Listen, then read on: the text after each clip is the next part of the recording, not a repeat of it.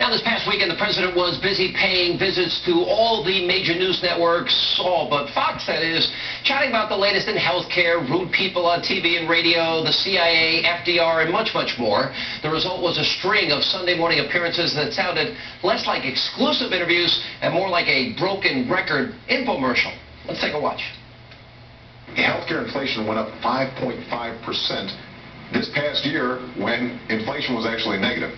5.5% increase in the premiums. Healthcare premiums went up 5.5%. Last year, your premiums went up 5.5%, making sure that it's deficit neutral, both now and in the future. It's going to be deficit neutral. It's not going to add a dime to the deficit now or in the future.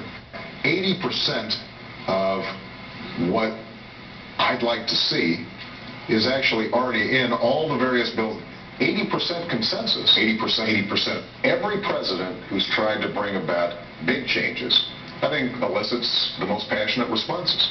Maybe to hear what people had to say about Abraham Lincoln or what they had to say about FDR and the things that were said about FDR we saw during FDR. We can be civil to each other. We can have a civil argument. We can maintain civility. I have the utmost respect for the CIA. I have said consistently that I want to look forward and not backward. I have absolute respect and have reliance upon a robust CIA. And I've said before, I want to look forward, not backwards, on this issue. All of us are Americans who love this country. We're all patriots. We're all Americans. Everybody's a patriot.